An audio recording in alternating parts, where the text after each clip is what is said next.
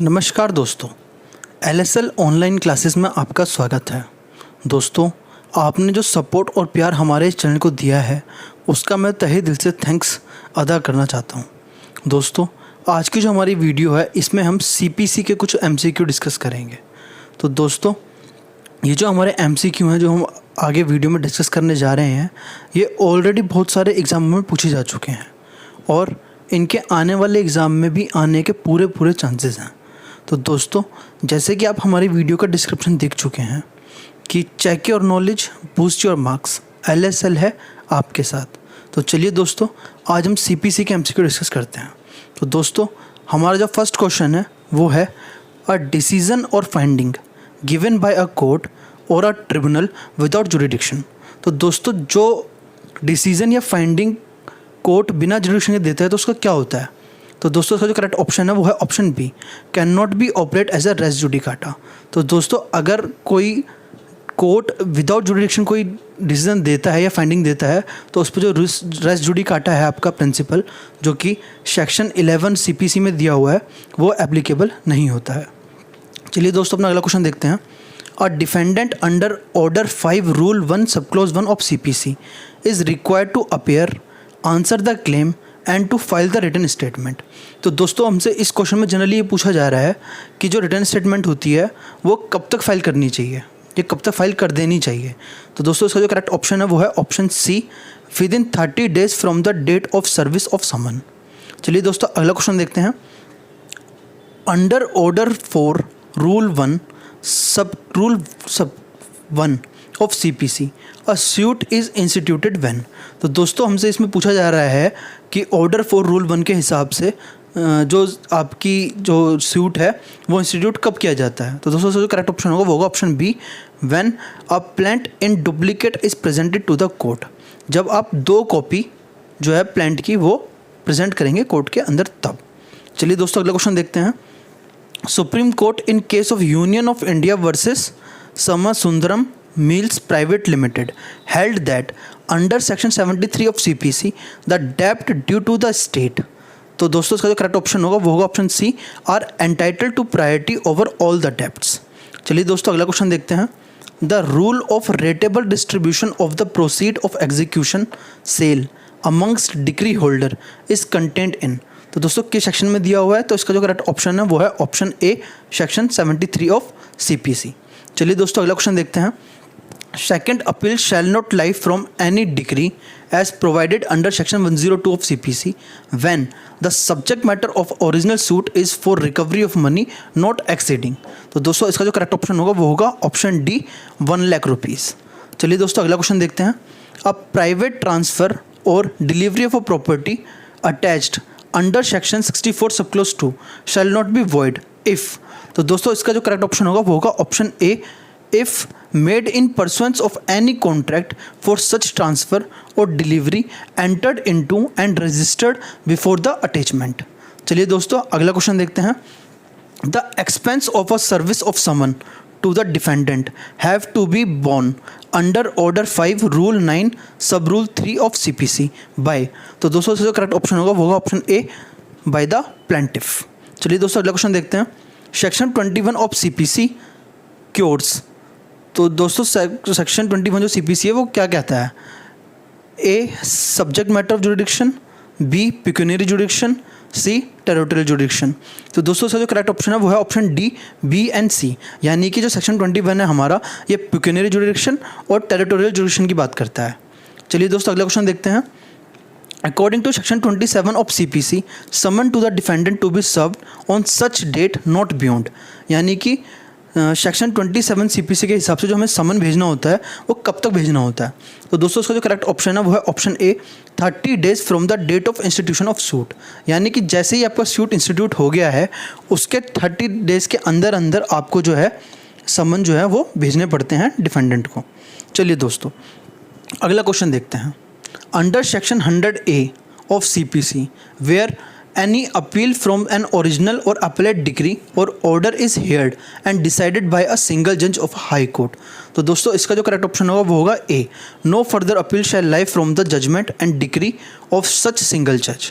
चलिए दोस्तों, अगला क्वेश्चन चलते हैं। Court of small cause under section 3 of CPC is subordinate to. तो दोस्तों जो हमारा कोर्ट ऑफ स्मॉल कॉजेज होते हैं वो किसके सबऑर्डिनेट होते हैं, डिस्ट्रिक्ट कोर्ट के या हाई कोर्ट के। तो दोस्तों इसका जो करेक्ट ऑप्शन है वो है option C, both A and B. तो दोस्तों आपके जो कोर्ट ऑफ स्मॉल कॉजेज होते हैं ये डिस्ट्रिक्ट कोर्ट और हाई कोर्ट दोनों के ही सबऑर्डिनेट होते हैं। चलिए दोस्तों अगला क्वेश्चन देखते हैं। The court can enlarge the time under section 148 of CPC for doing any act prescribed or allow under the code of CPC not exceeding in total। तो दोस्तों इसका जो करेक्ट ऑप्शन होगा वो होगा ऑप्शन डी, 30 डेज। चलिए दोस्तों अगला क्वेश्चन देखते हैं। The court can award compensation against plaintiff under section 95 of CPC not exceeding। तो दोस्तों ये कह रहा है कि सेक्शन 95 के अंदर CPC के हम जो आपको कंपनसेशन देंगे प्लेंटिफ को वो मैक्सिमम कितना दे सकते हैं। तो दोस्तों इसका जो करेक्ट ऑप्शन है वो है ₹50,000 and this amount not to exceed the limit of its pecuniary jurisdiction. चलिए दोस्तों अगला क्वेश्चन देखते हैं। In case of cause of action arising at a place where a corporation has a subordinate office the corporation is deemed to carry on business. तो दोस्तों इसका जो correct option होगा वो होगा option C, both A and B. तो दोस्तों एक बार देख लेते हैं कि हमारे ए में दिया हुआ है its principal office in India और सेकंड है its subordinate office where the cause of action did arise. तो दोस्तों हम दोनों ही जगह पे जो है केस अपना जो है वो डाल सकते हैं, ठीक है, जहाँ पे हमारा प्रिंसिपल ऑफिस है वहाँ पे भी और जहाँ पे हमारा सबऑर्डिनेट ऑफिस चल रहा है वहाँ पे भी। चलिए दोस्तों अगला क्वेश्चन देखते हैं। Objection as to the place of suing. तो दोस्तों जो ऑब्जेक्शन होता है प्लेस ऑफ सुइंग का, है ना, तो उसका हमसे पूछा जा रहा है तो क्या है। तो दोस्तों इसका जो करेक्ट ऑप्शन है वो है A, can only be taken before the court of the first instance at the earliest possible opportunity. यानी कि हम पहले स्टार्टिंग में ही जितना जल्द से जल्द हो सकता है उसको चेंज करा सकते हैं। एक बार दोस्तों आपने टाइम निकाल गया तो उसके बाद फिर आप उसको चेंज नहीं करा सकते, ठीक है दोस्तों। चलिए अपना अगला क्वेश्चन देखते हैं। A suit to set aside a decree on the ground of lack of title jurisdiction is barred. तो दोस्तों किस सेक्शन के हिसाब से बाढ़ की गई है। तो इसका जो आंसर होगा वो होगा option B, under section 24A of CPC.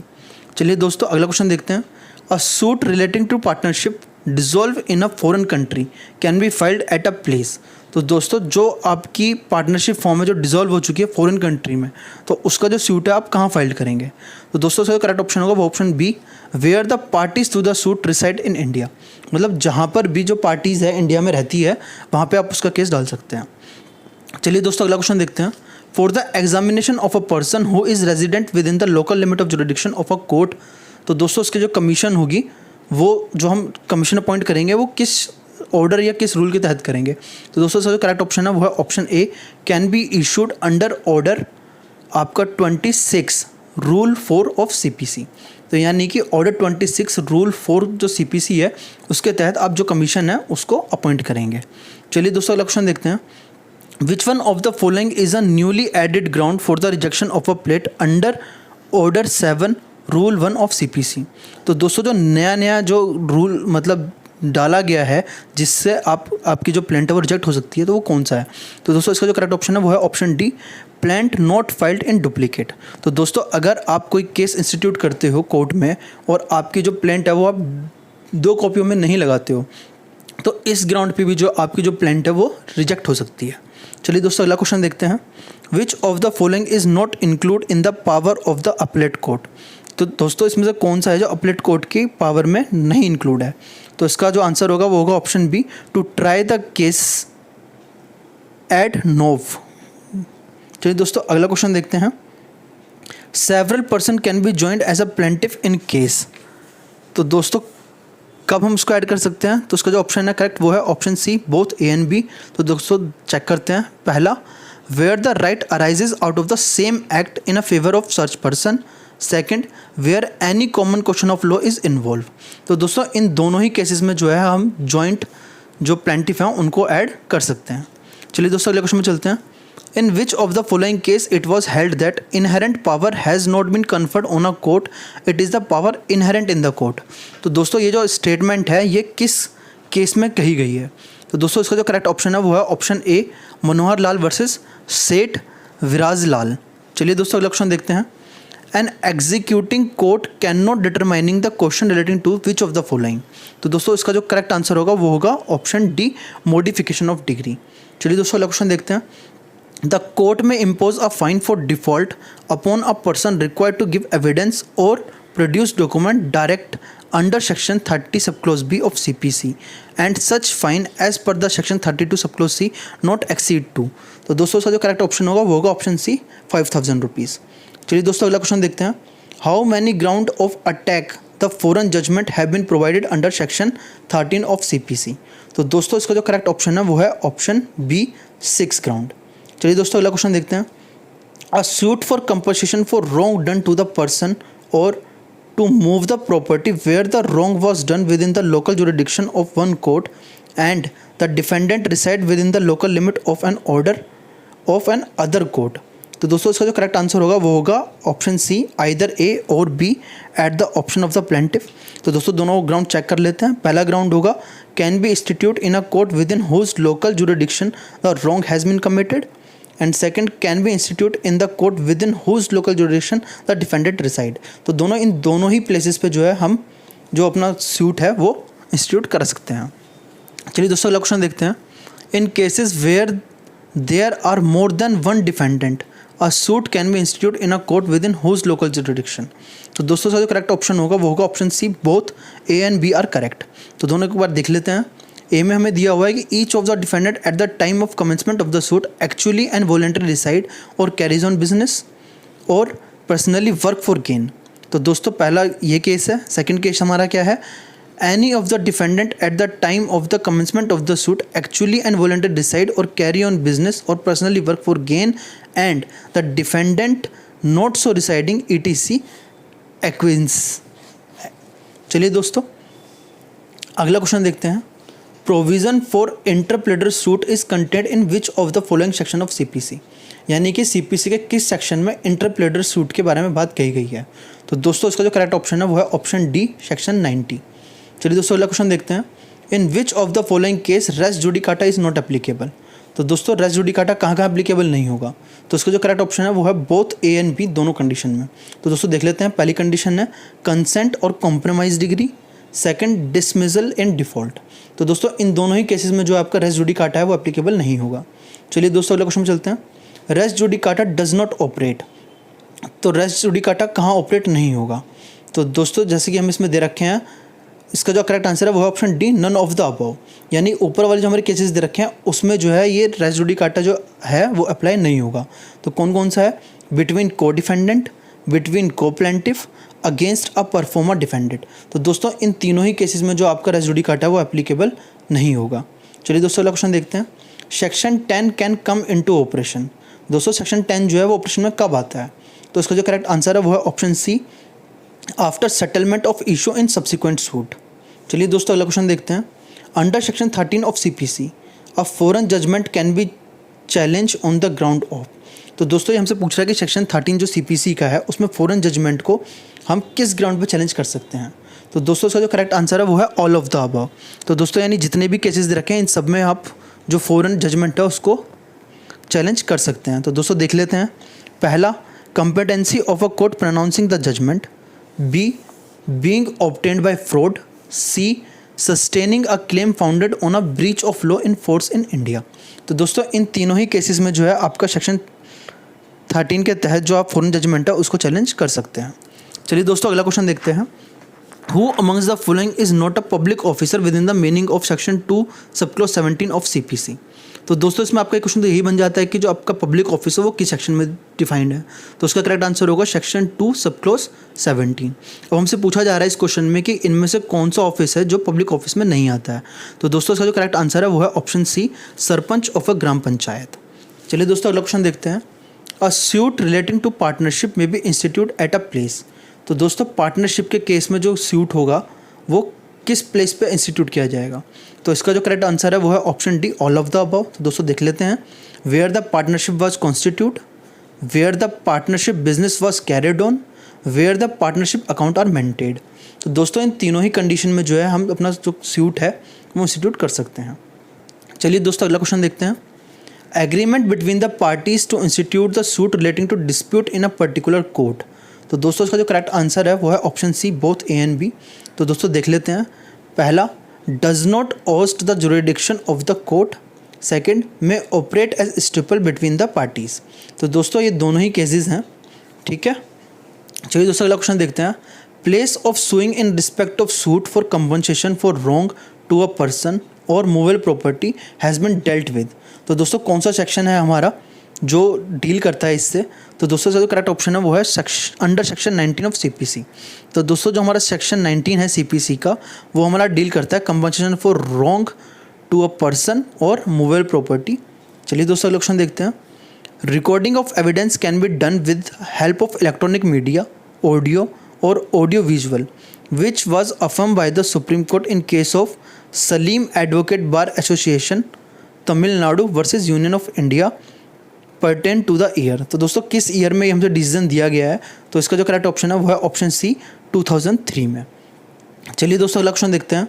A decision on an issue of law operate as res judicata. तो दोस्तों इसका जो करेक्ट ऑप्शन होगा वो होगा option B. If the same cause of action in the subsequent suit is the same as in the former suit even though the decision on the point of law is erroneous. चलिए दोस्तों अगला question देखते हैं। A person who institute a suit in foreign court and claim a decree in personam after the judgment is pronounce against him. तो दोस्तों इसका जो correct answer होगा वो होगा option B. Can never challenge the judgment on the ground of competency. तो दोस्तों competency के ग्राउंड पे जो है हम उस जजमेंट को चैलेंज नहीं कर सकते हैं। चलिए दोस्तों अगला क्वेश्चन देखते हैं। A suit for damage for breach of contract can be filed at a place. तो दोस्तों ये पूछ रहा है कि जो सूट फॉर डैमेज होता है ब्रीच ऑफ कॉन्ट्रैक्ट का वो किस प्लेस पे आप डाल सकते हो? तो दोस्तों इसका जो करेक्ट आंसर है वो है option D both A and B. तो दोस्तों चेक करते हैं।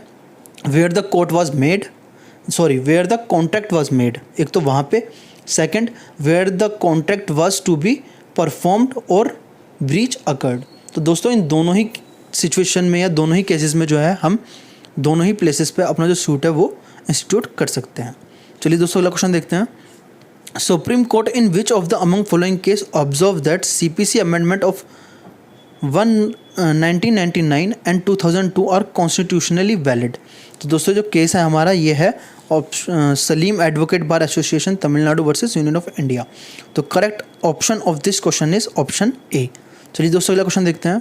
A decision in a suit may operate as res judicata against person not expressly named as party to the suit by virtue of explanation. तो दोस्तों इसका जो correct answer है वो है option C 6 to section 11 of CPC, यानी कि CPC का जो आपका रजिस्ट्रेशन 6 है उसके तहत। एक सेकंड दोस्तों लेट मी चेक। जी तो दोस्तों आपका जो रेस जुडिकाटा है वो 6 नहीं है वो 4 है। तो उसका जो करेक्ट ऑप्शन होगा वो होगा ऑप्शन डी। ठीक है ना, सब क्लोज 4 ऑफ सेक्शन 11 जो सीपीसी का है वो हमारा रेस जुडिकाटा की बात करता है। चलिए दोस्तों अगला क्वेश्चन देखते हैं। A person against whom someone has to be issued may be compelled under section 32 of CPC to attend by. तो दोस्तों जो करेक्ट ऑप्शन है वो है 1, 2, 3 एंड 4, यानी कि चारों ही तरीके से हम उसको समन कर सकते हैं। तो दोस्तों एक बार देख लेते हैं। Issue of a warrant, attachment and sale of his property, imposing a fine, ordering him to furnish security for his appearance. तो दोस्तों ये चारों ही जो ऑप्शन है हमारे ये करेक्ट हैं। चलिए दोस्तों ऑप्शन देखते हैं। The code of CPC amendment act was come into force on. तो दोस्तों जो आपका सीपीसी अमेंडमेंट एक्ट है किस डेट से जो है फोर्स में आना स्टार्ट हुआ है? तो इसका जो दोस्तों करेक्ट आंसर है वो है ऑप्शन डी 1 जुलाई 2002। चलिए दोस्तों अगला क्वेश्चन देखते हैं। In which of the following provision mesne profit has been defined in CPC. तो दोस्तों हमसे पूछा रहा है कि जो मीन्स प्रॉफिट है आपका ये किस सेक्शन में डिफाइंड है? तो दोस्तों जो हमारा मीन्स प्रॉफिट है वो सेक्शन 2 सब क्लोज 12 में डिफाइंड है। तो जो इसका करेक्ट ऑप्शन होगा वो होगा ऑप्शन ए। चलिए दोस्तों अगला क्वेश्चन देखते हैं। Section 18 of CPC provide for. दोस्तों सेक्शन 18 जो है सीपीसी का वो क्या कहता है? तो दोस्तों हमारा जो सेक्शन 18 है सीपीसी का वो बात करता है place of institution of suit in respect of immovable property where the local limit of jurisdiction of court are uncertain. तो दोस्तों जब हमारी लिमिट अनसर्टेन होती है कि हमें कहाँ केस डालना है कहाँ नहीं डालना है, तो उसमें उस केस में क्या होता है सेक्शन 18 जो है सीपीसी का वो एप्लीकेबल होता है। ठीक है दोस्तों अगला क्वेश्चन देखते हैं। Under section 16 of CPC a suit relating to immovable property can be filed in a court within whose local jurisdiction. तो दोस्तों इसका जो करेक्ट आंसर होगा वो होगा option A where the property is situated. तो दोस्तों जहाँ प्रॉपर्टी सिचुएटेड होगी वहाँ पे हम केस डाल सकते हैं। चलिए दोस्तों ऑप्शन देखते हैं। Section 15 of CPC lay down. जो हमारा सेक्शन 15 है सीपीसी का वो क्या बात करता है?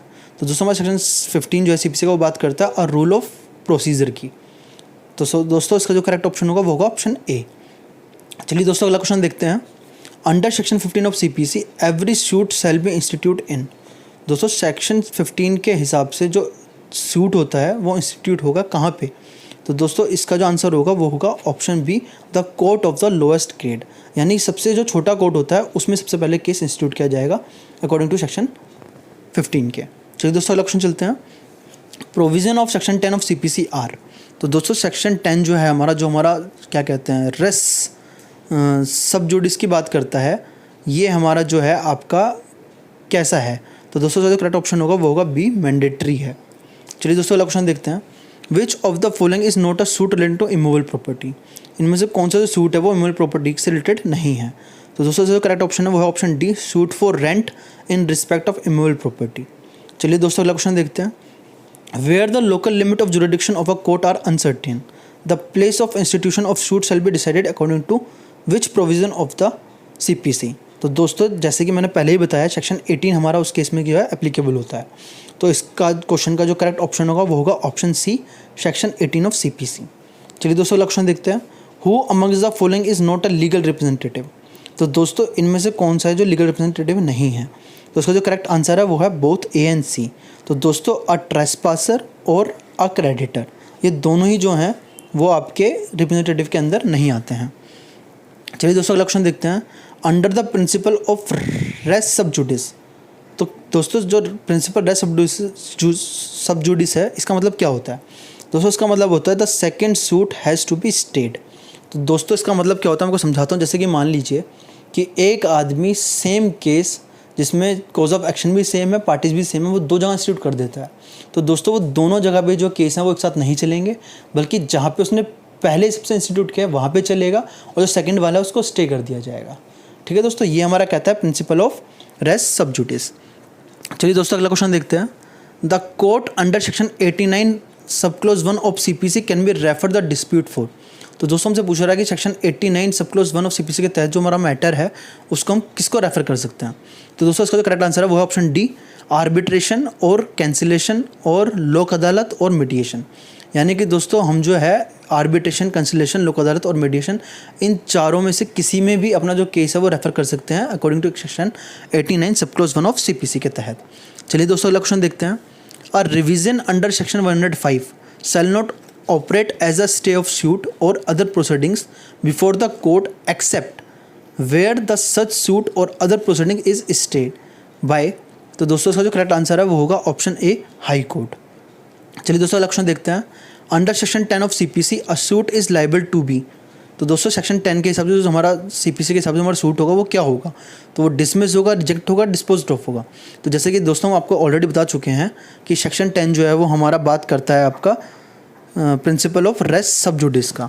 तो उस केस में क्या होता है दोस्तों, जो सूट होता है वो स्टे कर दिया जाता है। तो इसका जो करेक्ट ऑप्शन होगा वो होगा ऑप्शन ए, स्टेड। चलिए दोस्तों अगला क्वेश्चन देखते हैं।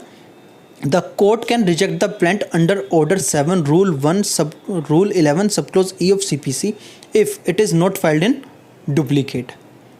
चलिए दोस्तों क्वेश्चन देखते हैं। On production of certificate copy of the foreign judgment the presumption has to be competency of the court under section 14 of CPC is uh.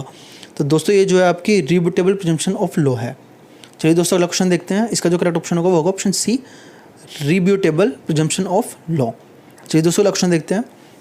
Validity of a foreign judgment can be challenge under section 13 of CPC। तो दोस्तों जो foreign judgement है उसको हम challenge कर सकते हैं section CPC section 13 के तहत। तो वो कौन से मैटर होंगे? तो दोस्तों जो करेक्ट ऑप्शन होगा वो होगा option C, in both civil और क्रिमिनल मैटर। तो दोनों ही मैटर में जो आप है फॉरेन जजमेंट को उसको आप चैलेंज कर सकते हैं। चलिए दोस्तों अगला क्वेश्चन चलते हैं। Principle of res judicata is. तो दोस्तों जो प्रिंसिपल होता है रेस जुडिकाटा का वो मैंडेटरी होता है। तो इसका जो करेक्ट ऑप्शन होगा वो होगा ऑप्शन ए, मैंडेटरी। चलिए दोस्तों अगला क्वेश्चन देखते हैं। Principle of res judicata apply. तो दोस्तों जो आपका प्रिंसिपल ऑफ रेस जुडिकाटा वो कहाँ अप्लाई होता है? तो उसका जो करेक्ट आंसर है वो option D, to the suit as well as executive proceedings. यानी कि सूट में और एग्जीक्यूटिव प्रोसीडिंग्स दोनों में ही जो आपका प्रिंसिपल ऑफ रेस जुडिकाटा जो अप्लाई होता है। चलिए दोस्तों अगला क्वेश्चन चलते हैं कि प्ली ऑफ रेस जुडिकाटा। दोस्तों इसका जो करेक्ट ऑप्शन है वो है A, has to be specifically raised.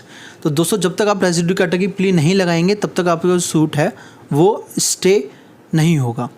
तो दोस्तों आपको स्पेसिफिकली रेस करना पड़ेगा, तभी आप उसको जो है फ़ायदा उठा पाएंगे, अदरवाइज़ नहीं उठा पाएंगे।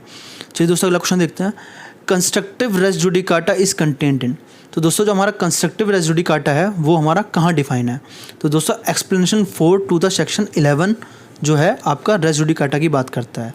दोस्तों एक बार दोबारा सुन लीजिए, एक्सप्लेनेशन 4 ऑफ सेक्शन 11 जो है वो रेस जुडिकाटा की बात करता है।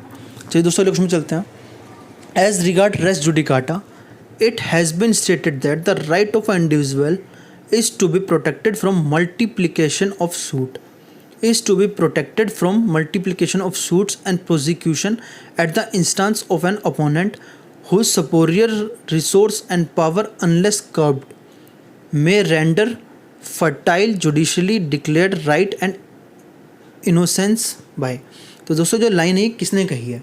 तो दोस्तों जो स्टेटमेंट है ये कही है आपके स्पेंसर ब्राउन ने। तो इसका जो करेक्ट ऑप्शन होगा वो होगा ऑप्शन ए। चलिए दोस्तों अगला क्वेश्चन देखते हैं। रेस जुडिकाटा अप्लाई है, रेस जुडिकाटा कहाँ अप्लाई होता है? तो दोस्तों इसका जो करेक्ट आंसर है वो है option D, when all A B and C combine. तो दोस्तों एक बार देख लेते हैं।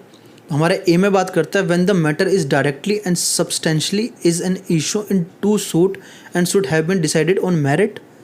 Second, when the prior suit is between the same parties और person claiming under them and litigating under the same title. C, when the court which determined the earlier suit is competent to try the subsequent suit wherein the issue is subsequently raised।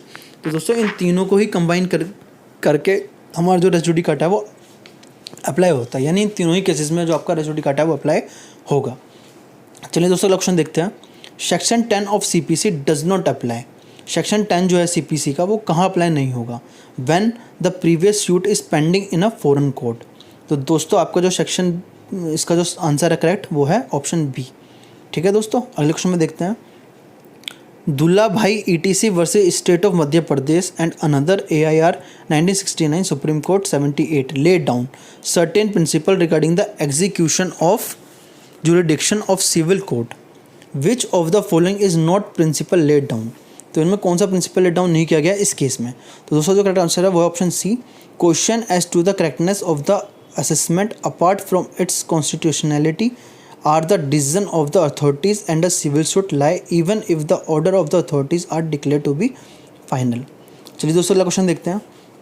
Court having jurisdiction to try all the suit of a civil nature excepting suit the cognizance of which is either expressly और impliedly barred by the virtue of. तो दोस्तों ये हमारे किस section में दिया हुआ है? तो दोस्तों हमारा सेक्शन 9 है CPC का, वो हमारा ये बात करता है। ठीक है दोस्तों अगला क्वेश्चन देखते हैं दोस्तों। In which of the following rate the doctrine of res judicata is not applicable. तो दोस्तों आपको पता होगा कि जो हमारा हेबियस कॉर्पस रेट होती है उसमें आपका डॉक्ट्रिन ऑफ रेस जुडिकाटा जो है वो एप्लीकेबल नहीं होता है। तो दोस्तों जो करेक्ट ऑप्शन होगा वो होगा ऑप्शन बी, हेबियस कॉर्पस। चलिए दोस्तों अगले क्वेश्चन में चलते हैं। Which of the following property is liable to attach and sale in execution of a decree. तो दोस्तों इसका जो करेक्ट ऑप्शन है वो है option B, a promissory note. चलिए दोस्तों क्वेश्चन देखते हैं। The provision for the institution of suit is given in which of the following section of CPC। तो दोस्तों हमारा जो सेक्शन 26 है ये हमारा बात करता है इंस्टीट्यूशन ऑफ सूट की। तो इसका जो करेक्ट ऑप्शन होगा वो होगा ऑप्शन ए, सेक्शन 26। चलिए दोस्तों ऑप्शन देखते हैं। 7 rule of section 14 sub rule 3 of CPC at the hearing of the suit. तो दोस्तों इसका जो करेक्ट ऑप्शन है वो होगा option A, the same shall not be received in evidence on the behalf of the plaintiff. चलिए दोस्तों अगला क्वेश्चन देखते हैं। Decree according to the section 2 sub close 2 means. तो दोस्तों डिक्री, पहले तो आपका एक क्वेश्चन यही बनता है कि डिक्री कहाँ डिफाइन है। तो दोस्तों आपकी जो डिक्री है वो सेक्शन 2 सब क्लोज 2 में डिफाइन है। अब ये कह रहा है डिक्री का मतलब क्या होता है? तो दोस्तों इसका जो करेक्ट ऑप्शन है वो है option C, decree means formal expression of an adjudication but shall not include any adjudication from which an appeal lie as an appeal for an order. तो दोस्तों ये जो है आपका डिक्री की डेफिनेशन है। चलिए दोस्तों अगला क्वेश्चन देखते हैं। Order 8 rule 1 mandate that the defendant shall file the written statement of his defence with in. तो दोस्तों रिटन स्टेटमेंट कितने दिन के अंदर आपको फाइल करनी पड़ती है? तो इसका जो करेक्ट ऑप्शन है वो है option C, 30 days from the date of service of summon. चलिए दोस्तों अगला क्वेश्चन देखते हैं। Summon to the defendant under Order 5 Rule 9 Subclause 1 of CPC can be delivered for the purpose of serving the same on the defendant to the courier service as। तो दोस्तों इसका जो correct option होगा वो होगा option B, approved by the court. चलिए दोस्तों अगला क्वेश्चन देखते हैं। Judgment under section 2 subclause 9 means. तो दोस्तों पहला क्वेश्चन यही बनता है कि जजमेंट कहाँ डिफाइन है, तो इसका करेक्ट आंसर होगा सेक्शन 2 सबक्लॉज 9। अब ये बात कर रहा है कि जजमेंट का मतलब क्या होता है। जजमेंट का मतलब होता है स्टेटमेंट ऑफ ग्राउंड और ऑर्डर और डिक्री। चलिए दोस्तों अगला क्वेश्चन देखते हैं। Which of the following is not a suit of civil nature under CPC। तो इनमें से कौन सा सूट है जो सिविल नेचर का नहीं है। तो दोस्तों जो करेक्ट ऑप्शन है वो है option A, a suit against deprivation from attending social functions. चलिए दोस्तों अगला क्वेश्चन चलते हैं। Which of the following is not required in filing a representation suit under order rule 1 of section 8 of CPC। तो दोस्तों इसका जो करेक्ट आंसर है वो है option D, written permission of their who are being representative. चलिए दोस्तों लक्षण देखते हैं। Basis of distribution of jurisdiction of Indian court is. तो दोस्तों इसका करेक्ट आंसर होगा D, all of the above, यानी कि पुकरी जुरिडिक्शन, टेरिटोरियल जुरिडिक्शन और सप्लीमेंट्री जुरिडिक्शन, ये तीनों ही जो होती हैं आपकी ये बेसिस ऑफ डिस्ट्रीब्यूशन होती हैं जुरिडिक्शन की। चलिए दोस्तों लक्षण देखते हैं। Preliminary decree is 1। दोस्तों इसमें प्रिलिमिनरी डिक्री कौन सी होती है। दोस्तों करेक्ट ऑप्शन है वो है option A, preliminary decree means is one which determine the right of the parties and regard to the same और one of the matter in controversy in the suit but does not finally dispose of the suit. चलिए दोस्तों अगला question देखते हैं। For the purpose of section 39 of CPC the court is of competent jurisdiction if at the time of making the application for transfer of the decree to it such court would have jurisdiction to try the suit। तो दोस्तों जो correct answer होगा वो होगा option A, in which such degree was passed. चलिए दोस्तों अगला question देखते हैं। अ जजमेंट कंटेन्स। दोस्तों जजमेंट के अंदर क्या होता है। तो दोस्तों जो करेक्ट आंसर है वो है ऑल ऑफ द अबव। तो जजमेंट में contain concise statement of case, the point of determination, the decision on the point of determination and the reason thereof. तो दोस्तों ये तीनों ही जो हैं वो जजमेंट के अंदर इंक्लूड होते हैं। चलिए दोस्तों क्वेश्चन देखते हैं। Foreign court under section 2 subclause 5 of CPC means. तो दोस्तों इसका जो करेक्ट आंसर है वो है option B, a court situated outside India and not establish under the authority of government of India, उसको हम बोलते हैं फॉरेन कोर्ट। चलिए दोस्तों अगला क्वेश्चन देखते हैं। अ decree holder has been defined as a person in whose favour a decree has been passed और an order capable of execution has been made under. तो दोस्तों ये किस सेक्शन के अंदर दिया हुआ है, तो ये दिया हुआ है आपका सेक्शन 2 सबक्लॉज 3 ऑफ CPC। चलिए दोस्तों अगला क्वेश्चन देखते हैं। Which of the following is not a decree. तो दोस्तों जैसे कि आप पढ़ेंगे डेफिनेशन डिक्री की जो आपकी 2 सबक्लॉज 2 में दी हुई है, तो उसमें क्लियरली मेंशन दिया हुआ है कि dismissal in default is not a decree. तो उसका जो करेक्ट ऑप्शन होगा वो होगा ऑप्शन ए। चलिए दोस्तों अगला क्वेश्चन देखते हैं। Section 20 of CPC does not apply to. जो सेक्शन 20 है CPC का वो कहाँ अप्लाई नहीं होगा। तो दोस्तों जो करेक्ट ऑप्शन होगा वो होगा ऑप्शन ए, आर्बिट्रेशन प्रोसीडिंग्स में सेक्शन 20 जो है CPC का वो अप्लाई नहीं होता है। चलिए दोस्तों ऑप्शन देखते हैं। For the application of principle of res sub judice which of the following is essential. तो दोस्तों इसका जो करेक्ट ऑप्शन है वो है D, all of the above. तो एक बार देख लेते हैं दोस्तों।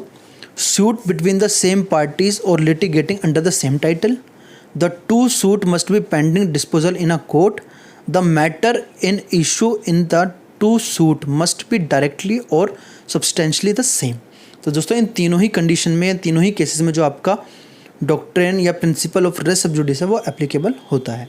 चलिए दोस्तों लक्षण देखते हैं। A died leaving behind a son X and a married daughter Y। A suit filed by A after his death can be contended by. तो दोस्तों वो जो सूट है वो कौन कौन इंट्रोड्यूस कर सकते हैं। तो इसका जो करेक्ट आंसर है वो है option D, X and Y both as a legal representative, यानी कि उसका बेटा और बेटी दोनों ही जो है लीगल रिप्रेजेंटेटिव के लिए लाइबल होंगे। चलिए दोस्तों ऑप्शन देखते हैं। Jurisdiction of civil right can be barred. तो दोस्तों जो सिविल राइट की जुरिडिक्शन होती है वो बार्ड की जाती है, कैसे। तो इसका जो करेक्ट आंसर है वो है ऑप्शन सी, आइदर एक्सप्रेसली और इम्प्लाइडली। चलिए दोस्तों इलेक्शन में चलते हैं। Preliminary decree can B pass in a suit. तो दोस्तों जो प्रिलिमिनरी डिक्री होती है वो कहाँ अप्लाई होती है, तो वो होती है ऑल ऑफ द अबव में। कहाँ कहाँ पे दोस्तों, for partition, for partnership, for possession and mesne profit. इन तीनों ही केस में जो है आपकी प्रिलिमिनरी डिक्री जो होती है वो पास की जाती है। फिर दूसरा ऑप्शन देखते हैं, decree shall be deemed to be include the rejection of plaint and determination of any question within the section 144 of CPC। तो दोस्तों आपको बताना है कि स्टेटमेंट जो है ये सही है गलत है। तो दोस्तों जो करेक्ट आंसर है वो है ऑप्शन बी राइट। ये जो आपकी स्टेटमेंट है बिल्कुल सही है। चलिए दोस्तों ऑप्शन देखते हैं, whether an issue heard finally decided by a competent court of limited jurisdiction shall operate as res judicata in a subsequent suit that the aforesaid court was not competent to try। तो दोस्तों इसका जो correct answer है वो है option B yes. तो दोस्तों option देखते हैं, which of the following is not a right of civil nature. तो दोस्तों इसमें जो करेक्ट आंसर है वो है डी, ए एंड बी। तो दोस्तों कास्ट एंड रिलीजन और right to service which are honorary and gratuitous, ये दोनों ही जो कंडीशन है ये आपके सिविल नेचर में नहीं आते हैं। चलिए दोस्तों अगला क्वेश्चन देखते हैं, means profit as defined under section 2 sub clause 12 means profit का मतलब क्या होता है। तो दोस्तों जो करेक्ट ऑप्शन है वो है option A, those profit which the person is wrongfully possession of such property actually receive और might have been receive together with interest. तो दोस्तों ये आपका मीन्स प्रॉफिट होता है। चलिए दोस्तों अगला क्वेश्चन देखते हैं, under section 34 of CPC court can be award interest from the date of decree to the date of payment और such earlier date as the court think fit, rate of such interest shall not exceed per annum.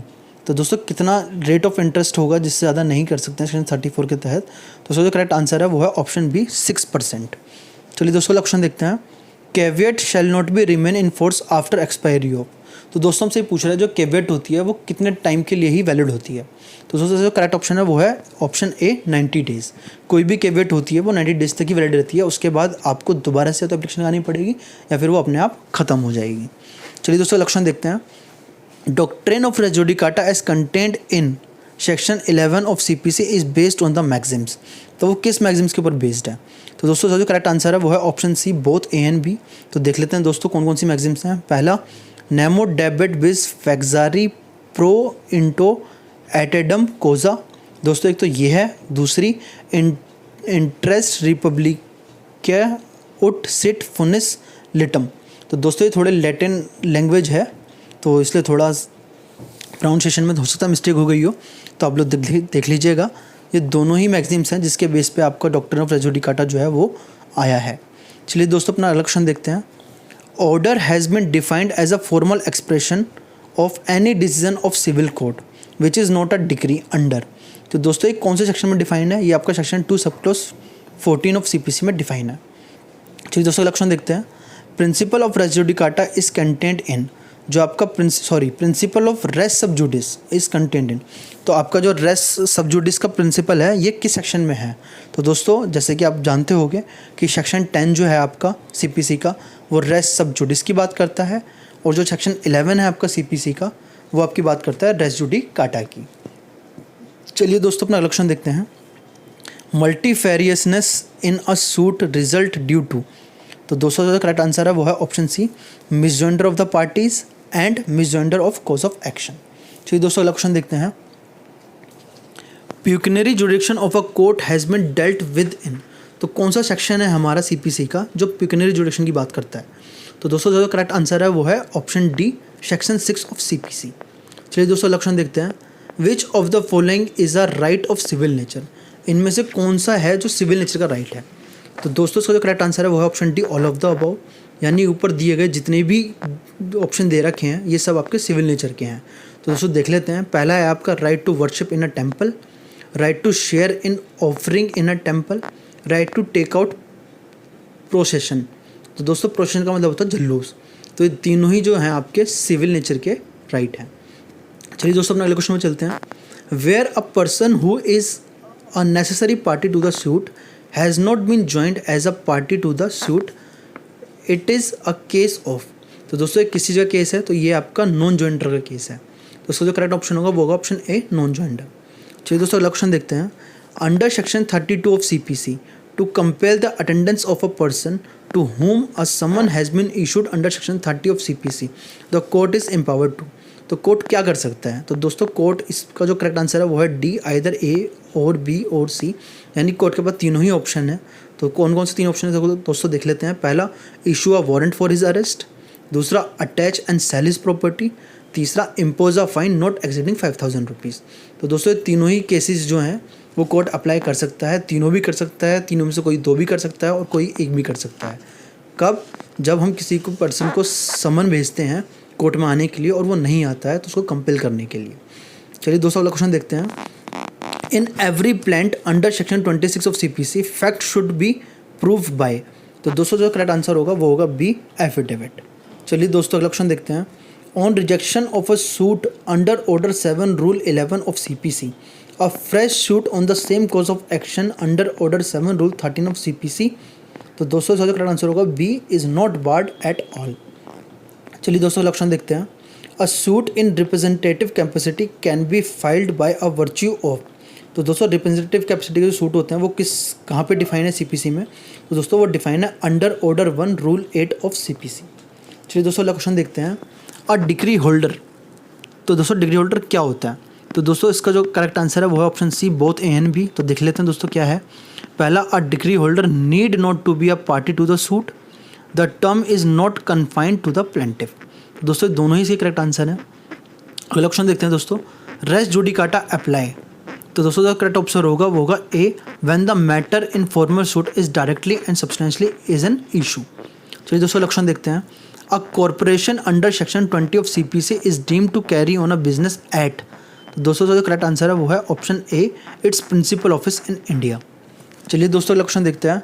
On the account of misjoinder और non joinder of parties under order 1 rule 9 of CPC the suit is. तो दोस्तों जो correct answer है वो है option B, can not be dismissed. चलिए दोस्तों लक्षण देखते हैं। अ डिक्री कैन बी। तो दोस्तों डिक्री है वो कैसी होती है? प्रीलिमिनरी होती है, फाइनल होती है?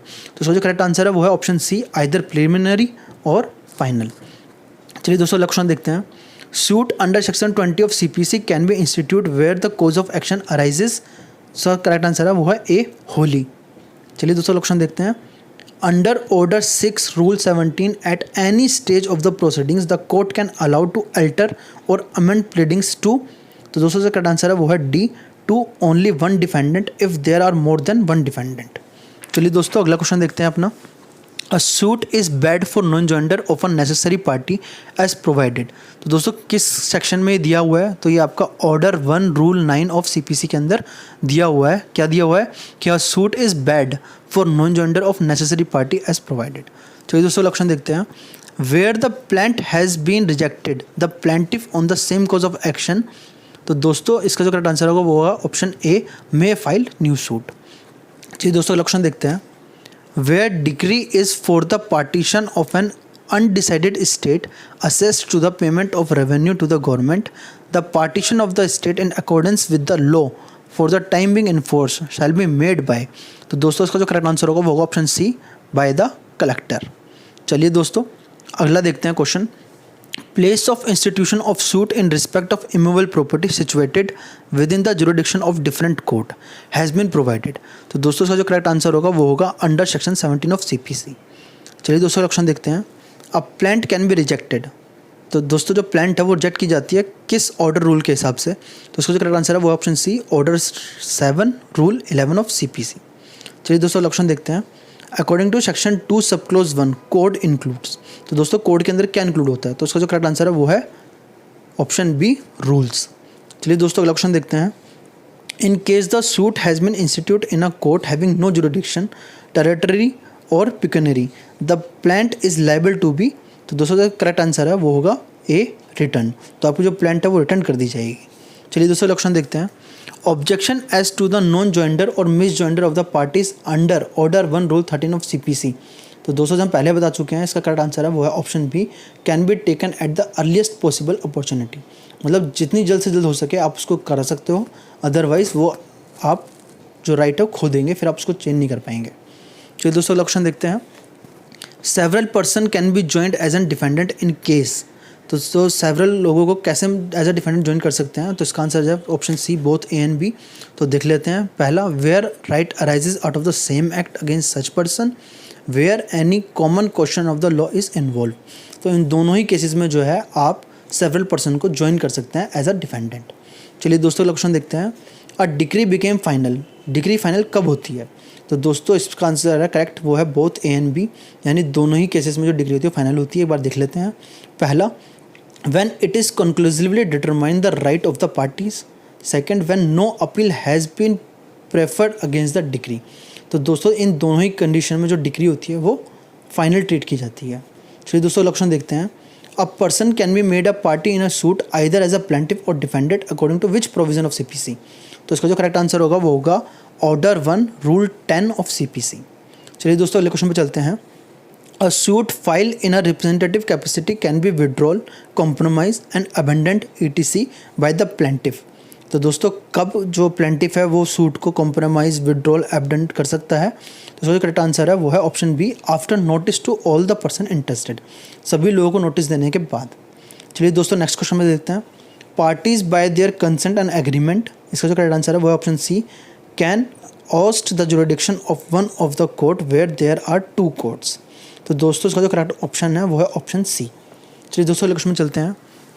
On the ground of jurisdiction under section 13 of CPC. तो दोस्तों जो करेक्ट आंसर होगा वो होगा option C, both judgment in personam and judgment in rem can be challenge. तो दोस्तों correct option of this question is option C. चलिए दोस्तों अपने क्वेश्चन पे चलते हैं। A decision on issue of law. तो दोस्तों जो डिसीजन है इशू ऑफ लॉ का, उसका जो करेक्ट आंसर है वो है ऑप्शन सी, मे और may not be operate as res judicata. चलिए दोस्तों ऑप्शन देखते हैं। Under order 20 rule 5 of CPC the court shall state its finding और डिसीजन। तो दोस्तों इसका जो करेक्ट आंसर है वो है option C, on each separate issue. चलिए दोस्तों ऑप्शन देखते हैं। Principle of res judicata apply.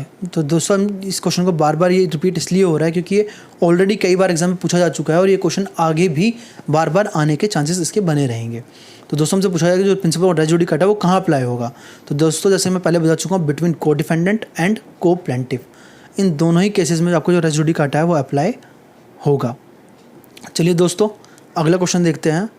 In a suit where the doctrine of res judicata apply the suit is liable to be. तो दोस्तों जब जिस केस में रेस जुडिकाटा अप्लाई हो जाता है उस सूट का क्या मतलब वो होता है, कॉन्सिक्वेंसेस।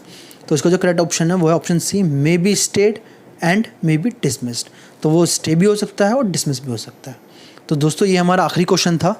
तो दोस्तों हमने अप्रोक्स 135 क्वेश्चन में इसमें डिस्कस किए हैं। और दोस्तों मैं आपसे रिक्वेस्ट करूंगा कि आप हमारे चैनल को सब्सक्राइब कर लें और इसके पास वाले बेल आइकन को ज़रूर दबाएं, जिससे हमारी आने वाली वीडियो का जो नोटिफिकेशन है वो आपको टाइम टू टाइम मिलता रहे। और दोस्तों अपना प्यार इसी तरह बनाए रखिए ताकि हम लोग अच्छी अच्छी वीडियो आपके लिए लाते रहें। और दोस्तों अगर आपको हमारी वीडियो में कुछ कमियां नज़र आ रही हैं तो हम चाहते हैं कि आप प्लीज़ कमेंट सेक्शन में बताएं ताकि इसको हम इम्प्रूव कर सकें और ज़्यादा से ज़्यादा आप लोगों की हेल्प कर सकें। तो दोस्तों इस वीडियो में इतना ही। चलिए मिलते हैं आपसे अपनी अगली वीडियो में। और हाँ दोस्तों, अगर आप हमारी इस वीडियो की PDF चाहते हैं तो आपको इस वीडियो के डिस्क्रिप्शन में हमारा जो है टेलीग्राम का चैनल का लिंक मिल जाएगा, आप वहाँ से ज्वाइन कर लीजिएगा। क्योंकि हमारी जितनी भी हमने वीडियो डिस्कस की इन सबकी PDF हमने वहाँ पे डाली हुई है, ये फ्री ऑफ कॉस्ट है। चलिए दोस्तों धन्यवाद।